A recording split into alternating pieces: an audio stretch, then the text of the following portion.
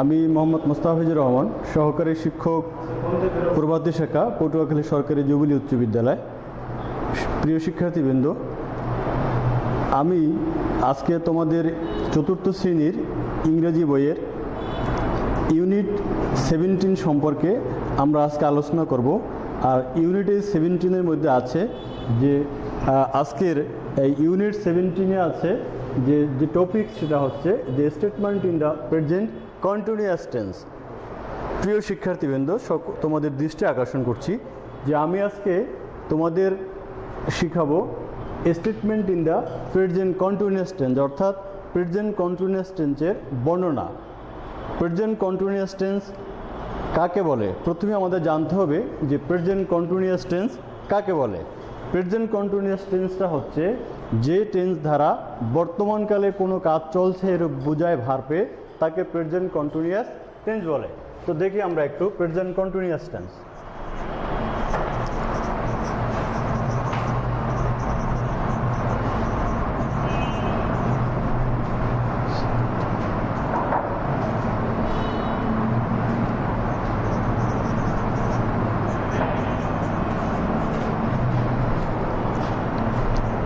Present continuous tense কাকে বলে, অর্থাৎ প্রেজেন্ট কন্টিনিউয়াস টেন্স বলতে আমরা কি বুঝি? যে টেন্স দ্বারা বর্তমানকালে কোনো কাজ চলছে ভার্বে এরূপ বোঝায়, তাকে প্রেজেন্ট কন্টিনিউয়াস টেন্স বলে। আমরা একটু সকলে ব্ল্যাকবোর্ডের দিকে তাকাও, আমরা একটু দেখি যে আসলে প্রেজেন্ট কন্টিনিউয়াস টেন্সের সংজ্ঞাটা কী রকমের। যে টেন্স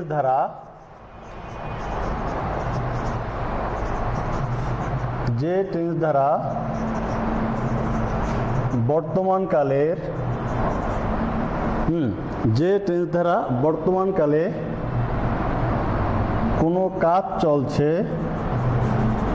কোনো কাজ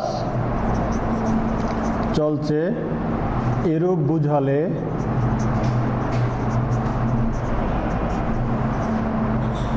তাকে প্রেজেন্ট কন্টিনিউয়াস টেন্স বলে। তাহলে কি হলো প্রেজেন্ট কন্টিনিউয়াস টেন্স? যে টেন্স দ্বারা বর্তমানকালে কোনো কাজ চলছে এরূপ বোঝায়, তাকে প্রেজেন্ট কন্টিনিউয়াস টেন্স বলে। অর্থাৎ কাজটা বর্তমান সময়ে চলমান আছে, যে কাজটা বর্তমান সময়ে চলমান আছে সেই কাজটাকে আমরা প্রেজেন্ট কন্টিনিউয়াস টেন্স বলে থাকি। এখন প্রশ্ন হচ্ছে, তোমরা প্রশ্ন করতে পারো যে স্যার, প্রেজেন্ট কন্টিনিউয়াস টেন্সটা আসলে আমরা কিভাবে বুঝতে পারি, অর্থাৎ সেন্টেন্স দেখলে বা বাক্য দেখলে আমরা কিভাবে বুঝতে পারি যে এটা প্রেজেন্ট কন্টিনিউয়াস টেন্স? এটা একটা ভালো প্রশ্ন যে প্রেজেন্ট কন্টিনিউয়াস টেন্সটা চেনার উপায় কি, অর্থাৎ কি দেখলে আমি বুঝতে পারবো যে আসলে এটা প্রেজেন্ট কন্টিনিউয়াস টেন্স। তাহলে দেখি আমাদের সে চেনার উপায়টা কি। হ্যাঁ, আমি একটা বাক্য লিখছি যে আমি বল খেলছি।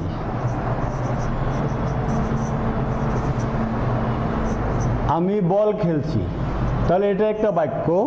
এখন প্রশ্ন হচ্ছে যে আমি এইটা যে প্রেজেন্ট কন্টিনিউয়াস টেন্স, তা আমি কিভাবে বুঝবো? আমাকে তো বোঝার একটা ধরন জানতে হবে, যে ধরনটা দেখে আমি বুঝতে পারবো যে এটা প্রেজেন্ট কন্টিনিউয়াস টেন্স। হ্যাঁ, বোঝার অনেক উপায় আছে, আমরা বোঝার কতগুলো সহজ উপায় আলোচনা করছি যে কোন বাক্য দেখলে আমরা বুঝতে পারবো। অনেকগুলো যদি বাক্য থাকে, সেখান থেকে যদি আমাকে আইডেন্টিফাই করতে দেওয়া হয় যে আচ্ছা ঠিক আছে, এই বাক্যগুলো থেকে তোমরা present continuous tense find out করো, তাহলে আমরা কিভাবে করব?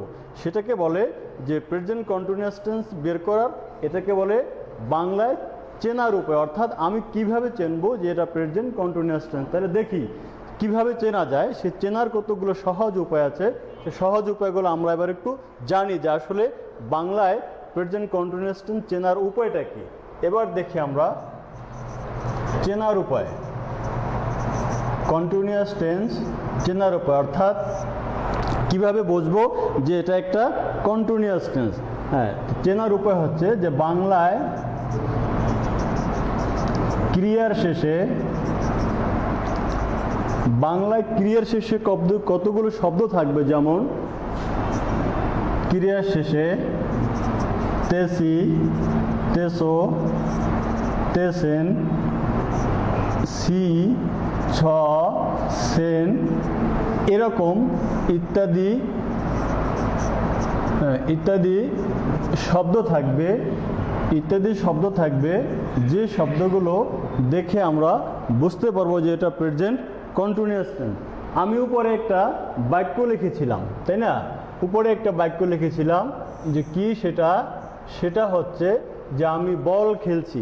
তাহলে দেখি আমি যে লিখছি যে চেনার উপায়, অর্থাৎ সহজে আমি চিনতে পারবো, সেই বাক্যটা কি আসলে আমি সহজে চিনতে পারছি?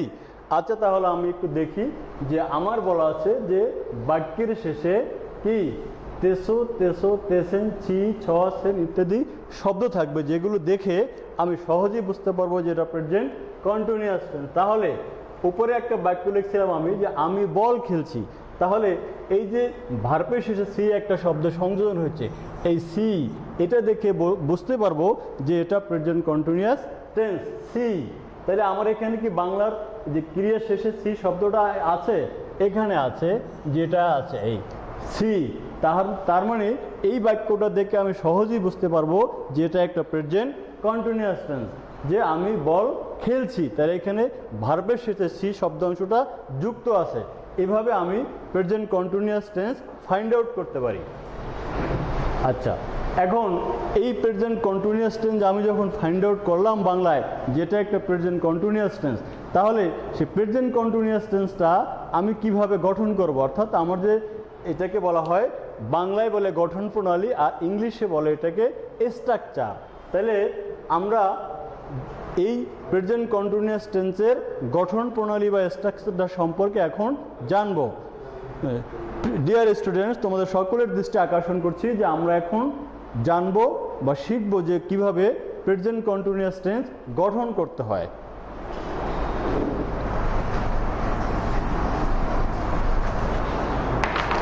এবার প্রেজেন্ট ইনডেফিনিট টেন্সের স্ট্রাকচার বা গঠন প্রণালী, হ্যাঁ, বাংলায় বলে গঠন প্রণালী,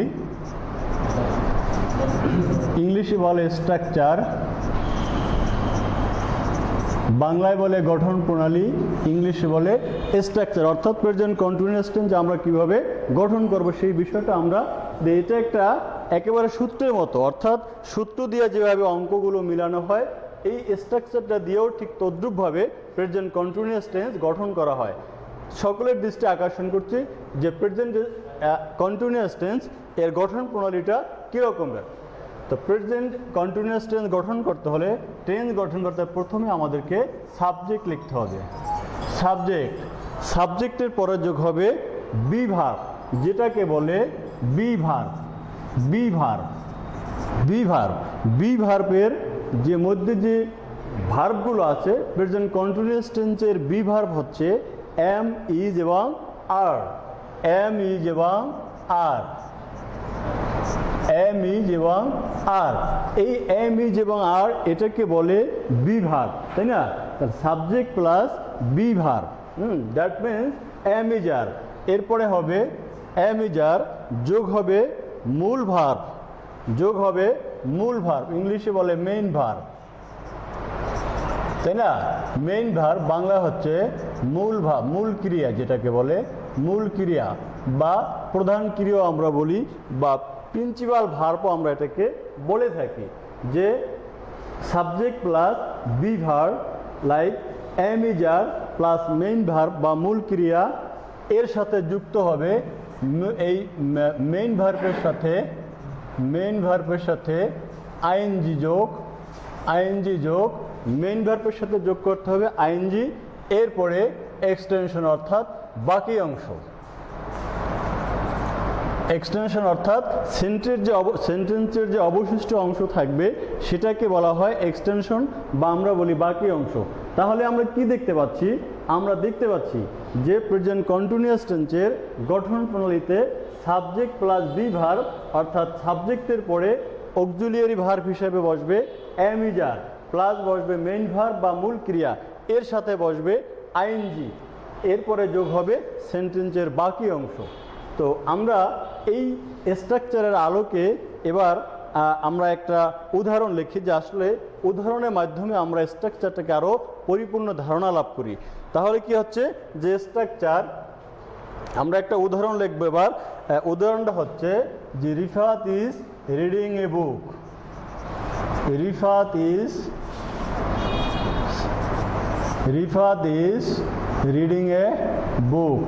রিফাত একটা বই পড়ছে। এই উদাহরণটা দিয়া আমরা এই স্ট্রাকচারটাকে আসলে আর একটু ভালোভাবে বুঝে নেই যে আমাদের এই উদাহরণটার সাথে আমাদের এই গঠন প্রণালীটা মিল আছে কিনা। তাহলে আমরা যদি মিলাইতে পারি তাহলে অবশ্যই আমরা এই স্ট্রাকচারটা সম্পর্কে একটা ভালো ধারণা লাভ করতে পারবো। সুপ্রিয় শিক্ষার্থীবৃন্দ, তোমাদের সকলের দৃষ্টি আকর্ষণ করছি। এবার দেখো যে এখানে আমি একটু ভেঙে ভেঙে দিচ্ছি, তাই না? এখানে রিফাত, এখানে Rifat is subject, Rifat is subject, হ্যাঁ, ইজ হলো ইজ, ইজ হলো ইজ হলো ইজ হলো বি ভার্ব, ইজ হলো বি ভার্ব। তারপরে রিড, আর ই এডি, রিড হলো হ্যাঁ মেইন ভার্ব, রিড হলো মেইন ভার্ব। এর সাথে যুক্ত হয়েছে আইএনজি, সমান সমান হয়েছে রিডিং, হ্যাঁ সমান সমান হয়েছে রিডিং। তাহলে আমরা এই রিডিংটা কোথায় পেলাম? রিড হচ্ছে মূল ভার্ব, এই রিডের সাথে বি ভার্ব বা অক্সিলিয়ারি ভার্ব, হ্যাঁ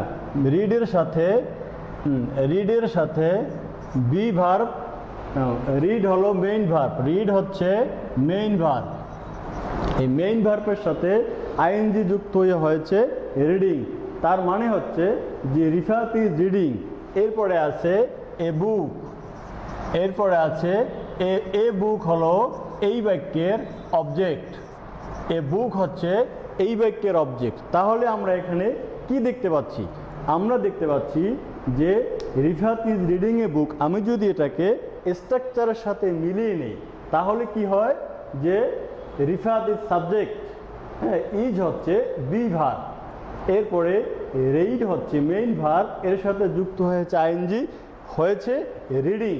এরপরে আছে এ বুক, এই বুক হচ্ছে অবজেক্ট। তাহলে আমরা কি দেখতে পাচ্ছি? আমরা দেখতে পেলাম যে এই গঠন প্রণালীর সাথে এই আমাদের কি যে উদাহরণ দিচ্ছি, যে এক্সাম্পলটা আছে, এটা সরাসরি আমরা ভাঙাইলে আমাদের স্ট্রাকচারটি আবার পুনরায় পাই। এইভাবে আমরা প্রেজেন্ট কন্টিনিউয়াস টেন্সের ফরমেশন বা প্রেজেন্ট কন্টিনিউয়াস টেন্স গঠন করতে পারি। শিক্ষার্থীবৃন্দ, তাহলে আমরা কিভাবে প্রেজেন্ট কন্টিনিউয়াস টেন্স গঠন করে সে সম্পর্কে জানলাম। এখন এখানে আরেকটা প্রশ্ন তোমাদের মনে উঠতে পারে যে স্যার, সেটা হচ্ছে যে আমি যে এইখানে যে সাবজেক্টের পরে যে এম বসাবো না ইজ বসাবো না আর বসাবো, কোথায় কিভাবে বসাবো সেটা তো সম্পর্কে আমাকে আরেকটু ধারণা লাভ করতে হবে।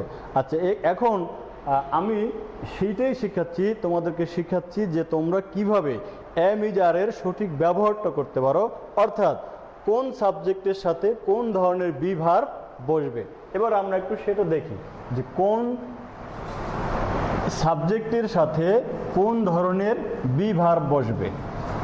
কোন সাবজেক্টের সাথে কোন ধরনের বি ভার্ব বসবে এটা একটু আমরা দেখে নেই।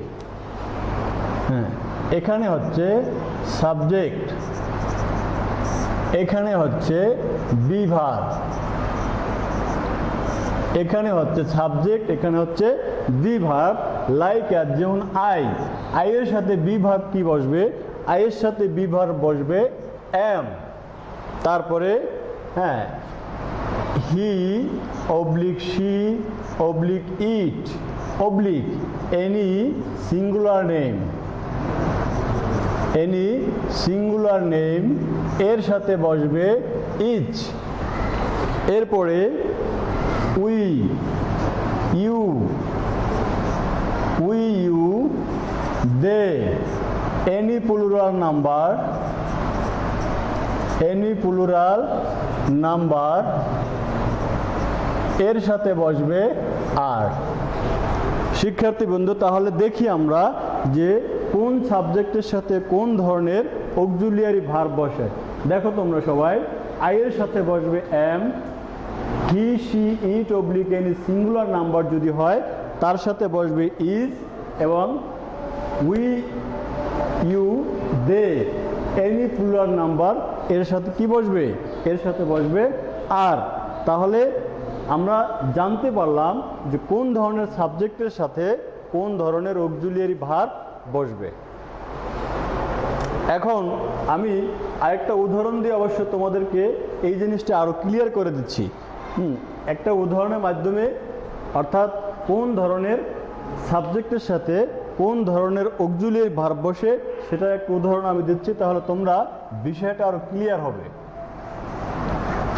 আচ্ছা, যেমন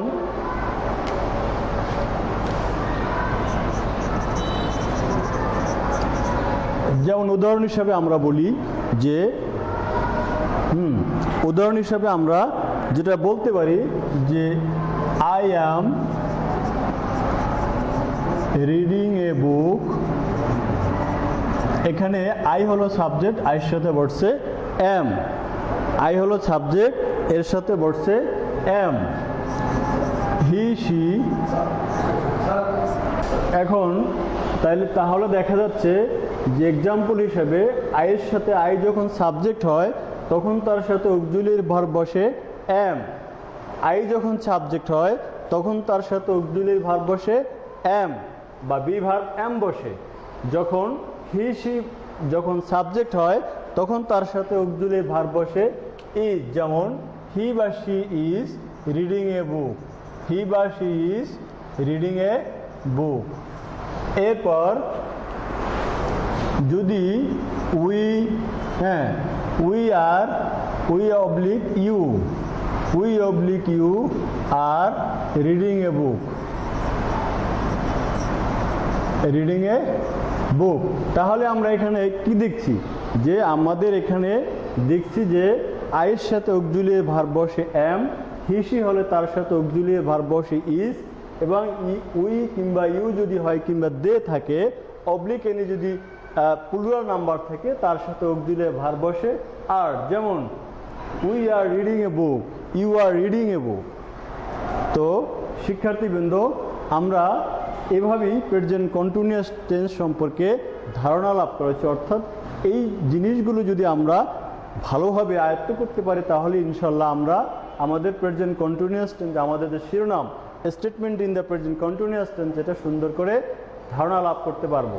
তো এখন আমরা এই statement in the present continuous টেন্সের একেবারে শেষ ধাপে চলে এসেছি। অর্থাৎ একটা কন্টিনিউয়াস টেন্সের ধারণা লাভ করতে গেলে যে পর্যায়গুলো অতিক্রম করতে হয় ইনশাল্লাহ আমরা সেগুলো করেছি।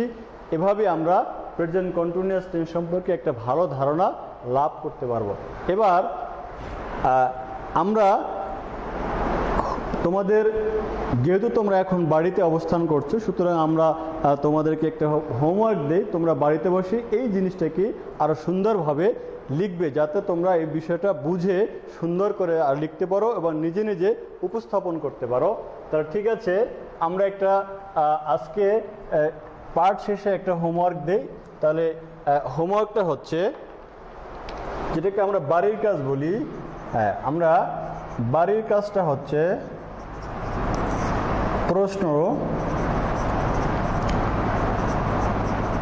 প্রেজেন্ট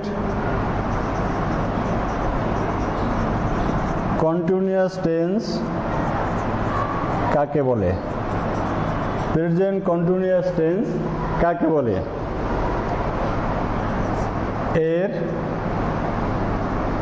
এটি চেনার উপায় কি? এটি চেনার উপায় কি? এর গঠন প্রণালী লেখো এবং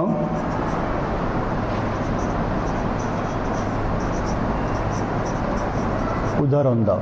তাহলে তোমাদের হোমওয়ার্কটা কি? হোমওয়ার্কটা হচ্ছে যে প্রেজেন্ট কন্টিনিউয়াস টেন্স কাকে বলে, এটি চেনার উপায় কি, এর গঠন প্রণালী লেখো এবং একটা করে উদাহরণ দাও। সুপ্রিয় শিক্ষার্থীবৃন্দ, তো তোমরা বাড়িতে বসে প্রেজেন্ট কন্টিনিউয়াস টেন্স কাকে বলে, চেনার উপায় কি, এর গঠন প্রণালী এবং উদাহরণ সহ একটা সুন্দর প্রেজেন্ট কন্টিনিউয়াস টেন্স তোমরা লিখবে। এটাই আমি তোমাদের থেকে প্রত্যাশা করি। তো তোমরা তোমরা হোমওয়ার্কটা সুন্দর করে করবে। তো তোমরা সবাই ভালো থাকো, সুস্থ থাকো, সুন্দর থাকো, হ্যাঁ, এই প্রত্যাশা ব্যক্ত করে আজকে আমি আমার এই অনলাইন ক্লাস চতুর্থ শ্রেণীর ইউনিট 17 এর হ্যাঁ statement in the present continuous যে ক্লাসটা হয়েছে সেটা এখানে সমাপ্তি ঘোষণা করছি। সবাই ভালো থাকো, সুস্থ থাকো, সবাইকে ধন্যবাদ।